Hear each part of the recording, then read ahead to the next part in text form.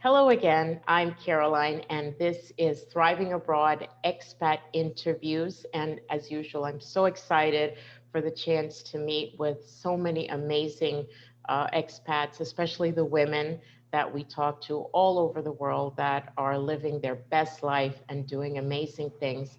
And today I have the pleasure of talking with Camille Pollock, who is Hello. Hi, Camille. Camille is living in the European side in Belgium. And today we just wanted to talk with her real quickly about what life is like in this European country that we don't ever put on our top 10 list of places that we'd like to visit to. Welcome, Camille. So where did your journey begin? I always like to ask people, where did you start your expat your Um, expatriation? Where were you born? okay, so I was born in Guadelupe. So it's a French Caribbean island. With my family, we moved to France when I was 6. So I guess this is basically the first time I became an expat, even though it is technically the same country, but still the way of living is completely different. When I was 18, I moved in the US for an exchange student program. So I was basically in a high school in Maine, South Portland, Maine. That was an amazing experience. And it was the first time well, second time for me to being in the US. And me being here is just like I would say random. This is not something I was planning. I had an amazing job offer in a consulting company. I had just finished my studies, my master degree. And of course, the economy is kind of hard because of COVID. So I had this opportunity to call me up, and I just thought that was an amazing opportunity I could not um, reject. So here I am in Brussels. I never thought I would, but here I am, and I'm actually enjoying it. So yeah, And you said you were in Maine in the yeah, United States. Oh yes, I my was. God, what was that like living in Maine? Was it Um, cold and there's only a no. handful of colored people of color living in Maine? I was lucky enough that I was in South Portland. So basically, Portland and South Portland are one of the biggest city in Maine, if I'm not mistaken. So there were black people, not a lot. I know that in the high school I was in the senior class, I think it was like maybe like 10-ish of us, something like this. For sure, it was the first time in my life, I think, that I was in a city where I was like, not the first time, but it was different than what I was used to because where I was living in France, Bordeaux, I had like my crowd of people, and of course, I was hanging around a lot of Black people. So it was definitely a way for me to open my mind, seeing other things, and discovering like other places. And I think if I had to choose, of course, I don't think I would have chosen Maine. I think I would have gone to a place where it is more in a neighborhood where there is more Black people. But being in Maine was actually eye opening, and I grew up so much that I do not regret it now. Yeah, that is definitely an interesting perspective. And you being from even another country, living in the United States, uh, but we don't often get to hear that point of view, right? From a Mhm. Black person moving to a predominantly, say, all different color, state. And then, so also I wanted to ask you about, because basically France, would you say, is your home now? Paris, is that kind of where you will live? You're just in Belgium for a period of time, or are you planning on staying long term? Um, the thing is, I don't want to fix myself in a place. So I've been in Paris for a year to finish my master because I had a work study program. So I was studying in Paris and working in a company. Um, I think that for at least 2 years I will be in Brussels because my contract can last up until 2 years. And really, to be honest, I don't know where I will be in like 3 years. I feel like I'm still young in a way, and I can still discover a lot of places in the world that I still haven't discovered. Um, I don't think I'm ready to settle, I would say, and I'm definitely ready to discover other places, um, meet new people, meet new culture, and eventually settle somewhere. It is true that one of my dreams is living in Canada, Montreal, more precisely. So maybe that's where I'll settle eventually. But I definitely want to live and work in other places. Um, I wanted to ask you something. Since you've spent some time in Paris, and back in, I believe it was in the 60s and a while ago, famous American author James Baldwin had Yeah. moved to France because at the time the sentiment, the belief was that Black Americans weren't really feeling welcome or feeling at home. So he moved to Europe, and there were others also that celebrities that moved to Europe to live. How do you feel, as having lived there um, for a while? What is the mood like? What is the culture like for a Black person living in? And I know that there's a lot of Haitians and other countries that live there that speak French, but I guess I want to ask you from the perspective of someone that doesn't have a French speaking culture background, like just a Black American, let's say. Would they be treated differently, or what is the culture like for Black Americans as opposed to someone who came from a country where they speak French? Um, First of all, I think if you want to settle out, well, this is just my opinion as a disclaimer, just saying. I think living in Paris, if you do not know how to speak French, is definitely the place to be. Um, because English, for French people, not all of us know how to speak English, so it can be quite hard if you do not know how to speak the language to settle and meet new people. So that is definitely the first thing I will say. Then, as a Black person, I don't think, of course, the fact that you come from the US will be quite interesting for a lot of people because we do have this I would not say fascination, but like we do know a lot about America thanks to the culture, thanks to the TV shows, movies, and everything. So a lot of people will definitely be really interested in you, trying to meet you, know a lot about you, and of course where you come from. So that you will definitely have a lot of questions from for that. Maybe even more than someone coming from another country that would not be as known, I would say, like for instance, someone coming from Haiti. But I would say that as a Black person, if you stay in Paris, depending on where you are, you will not face the same discrimination as you would in the US. But we definitely have discrimination that is on the other level, but it is still existing. And the fact that we do not have the same history as you guys with like the Jim Crow laws or, well, segregation. Um, it is harder for us, well, French people, us, to realize that there is actually racism and to try to make things change.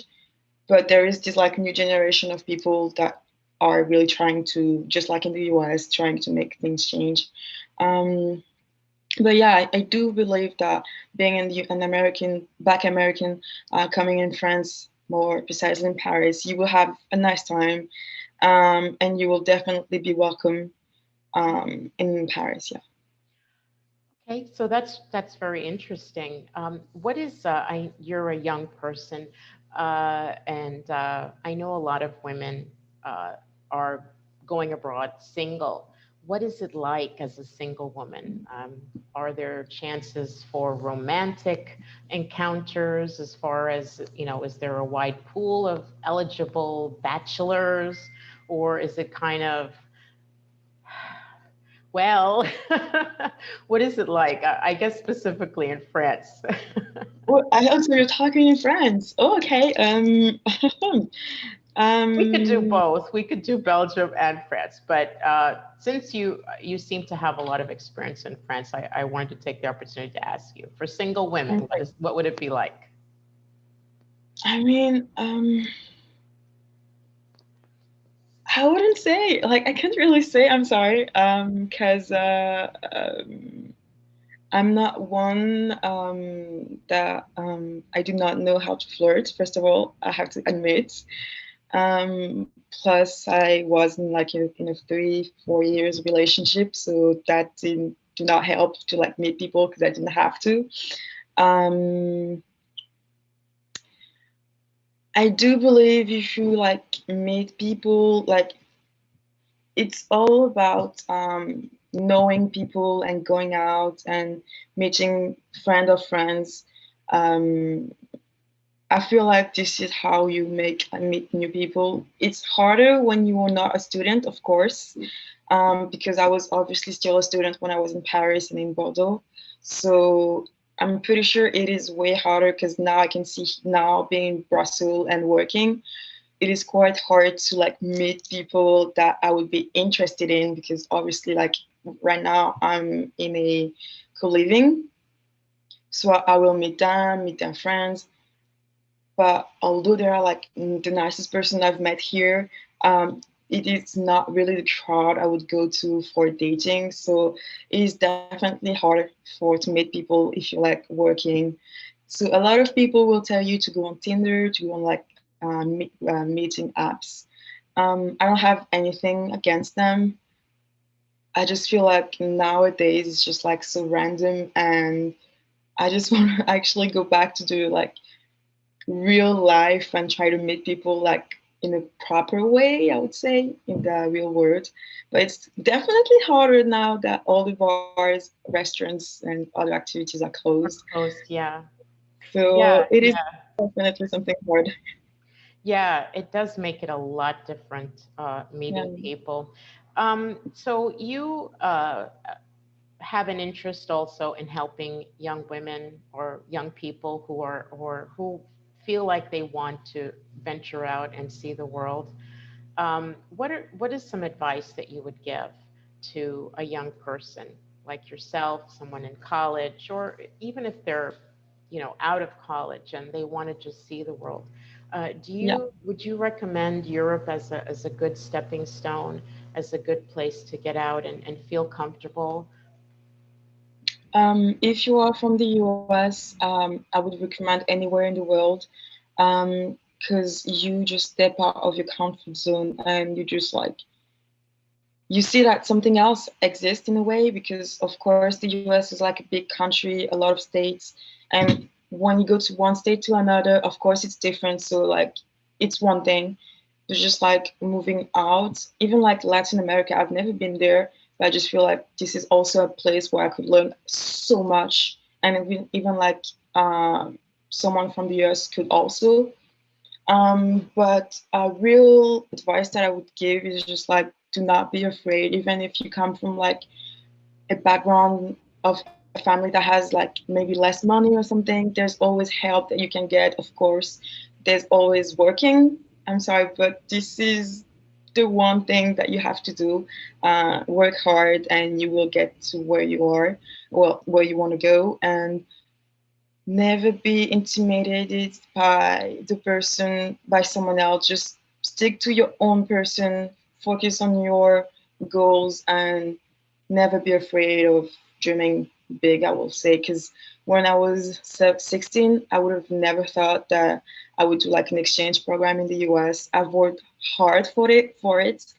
I've earned a scholarship, and I've worked during outside of school to earn money and pay for the trip that I paid like half of it. I financially half of it. And I was so happy, not only because that was my dream, but also because I made it happen myself. So you have to believe in you and dream big and make it happen. I like that. I like that. Do you think that COVID has been a detriment? Do you think is hurt us as travelers, or do you think in the future it will make it even better for those that want to live abroad? I think it is definitely a determinant, because traveling it makes it so hard now. Like I know, for instance, that living in Brussels, I can basically only go in like European countries, and not all of them actually, because they all have like restriction. You when you arrive in the country, you have to do quarantine, or you have to pass a test and stuff like that. And I believe that even after we have the vaccine, you will need to be vaccinated. Well, this is what I think. You will need to have the vaccine before going anywhere, before taking the train, plane. And I know that a lot of people are still reluctant about that. So this will definitely be a drawback for a lot of people to travel. Especially, I do not know a lot about the U.S. Health insurance and everything, but what I do understand is that it is not that great. If I'm not mistaken, please correct me if I'm wrong.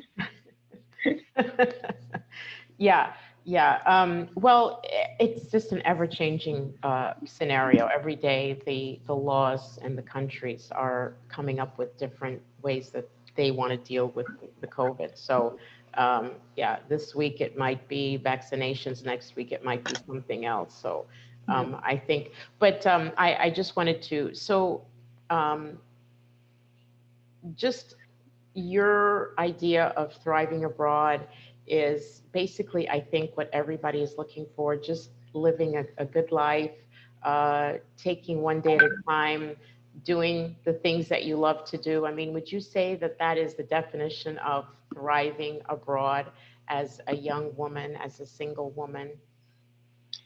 Um, yeah, I would definitely say that it is. I think it is more important to enjoy the time that you have in the country you live in, especially if it's like for a certain period of time. So I know for the moment I'm here for 2 years, for sure. So I definitely need to like make the most of it, discover the country, because I'm not sure I will ever go back to Belgium after that. Who knows? So discover the country, try to travel as much as possible, meet a lot of new people, because I feel like meeting people is also a way for you to grow, because you learn things from people, even if it's bad. It can either be bad or good, but no matter what, you actually learn things from people. Um, so just make the most of it, whether it is in your personal life, professional life. Just make the most of it. It is quite important because you just never know. Like 2020, like who knew that would happen like True. this? That's true. It is so true. So We yeah. just, yeah, yeah. Well, Camille, so how can we get a hold of you for any young person that would love to connect with you and just learn more about you and things that you do, follow you? How can we connect with you? It is quite simple. I have an Instagram account. I'm sorry, where I like documenting what I'm doing, either from moving out because I've just moved out. So, like, I'm decorating my new place. When I try to travel, so when I can, I give tips. It's not much. It's just like for the moment, it's just like basically for my friends and family. But you can definitely join me on there. It's Camille PLCK, so basically quite easy. I think you'll probably leave a link somewhere. I will. Um, so yeah, you can definitely join me over there.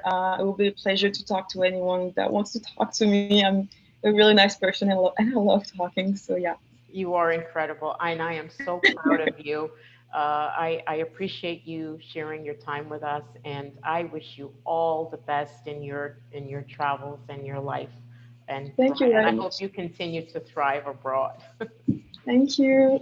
Thank you so much. It's been a pleasure. It's been a pleasure. Thank you very much for the opportunity. Bye bye. Thank you. Bye.